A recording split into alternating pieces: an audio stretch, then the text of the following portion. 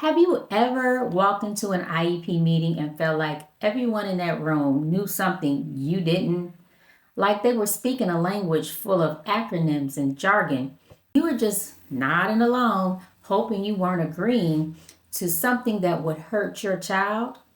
If that's you, stay right here because today I'm going to walk you through exactly how to prepare for your child's IEP meeting so that you become the most prepared person in that room. Here's the truth nobody tells you.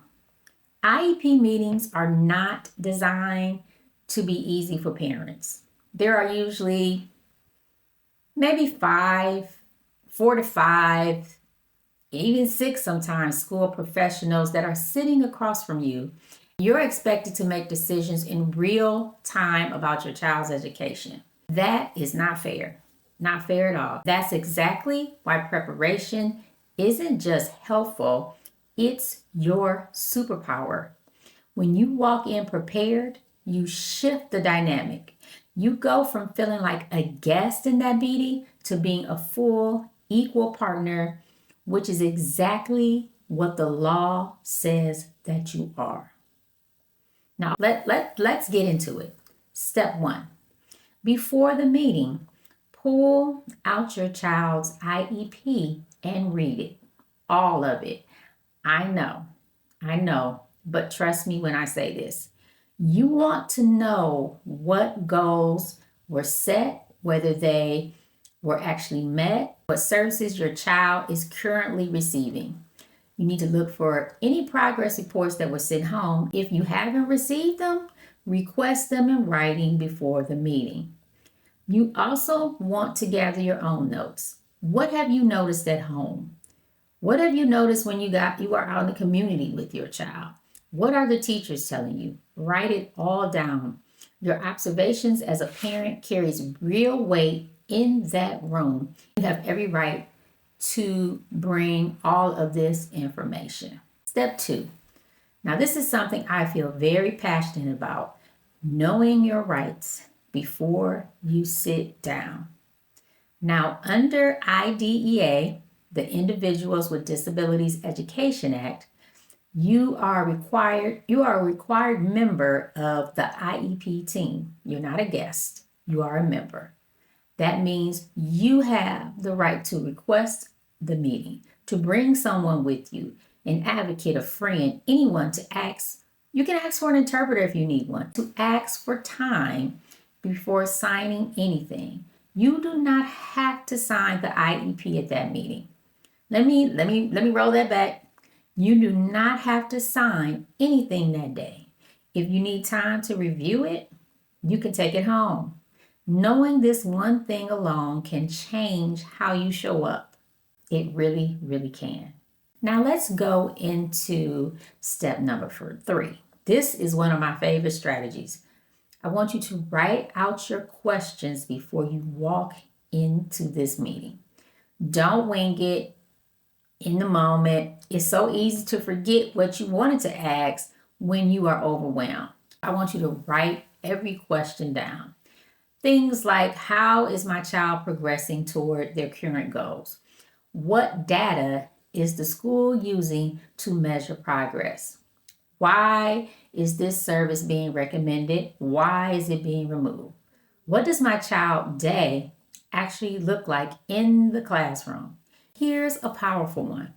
What does my child do? Start from a place of strength, not just looking at deficits.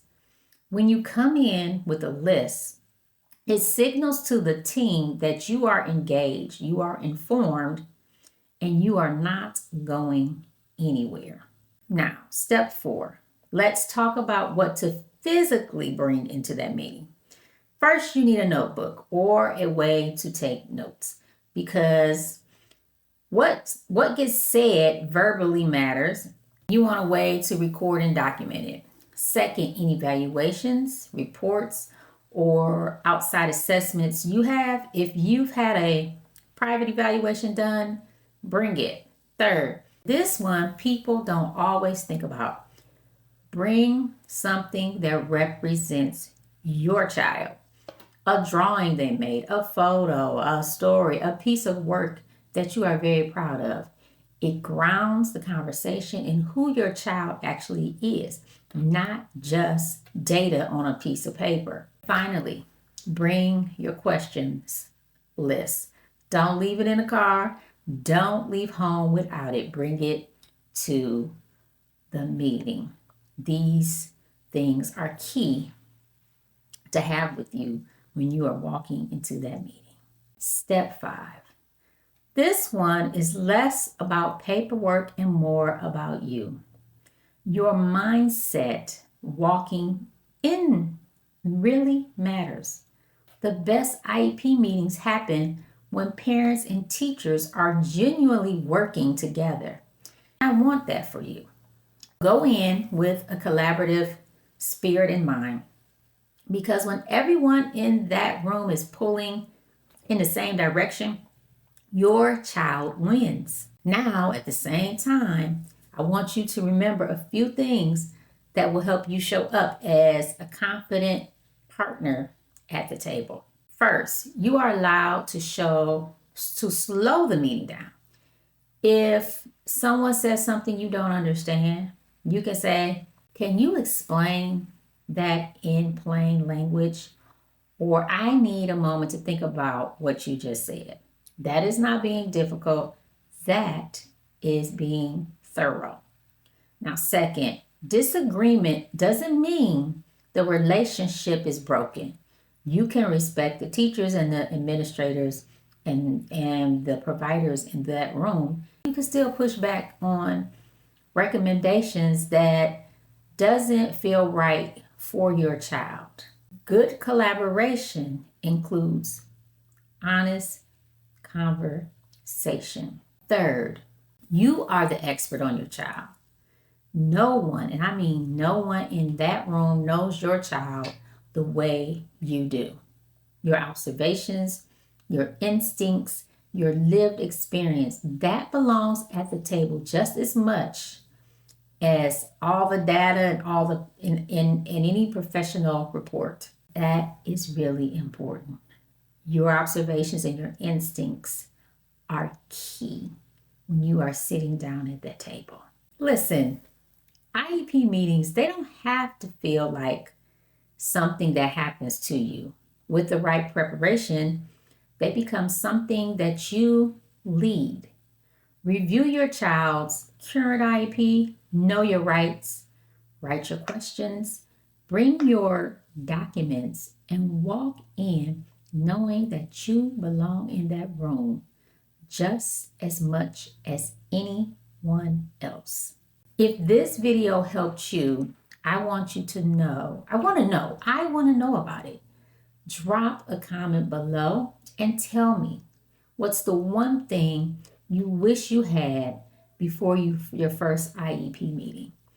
Also, in the description below will be a free guide on things that you need to do before, during, and after an IEP meeting. Grab that and look at the other resources that are below. If you know another person that could benefit from this video, please share with them as well. As always, I will see you in the next one.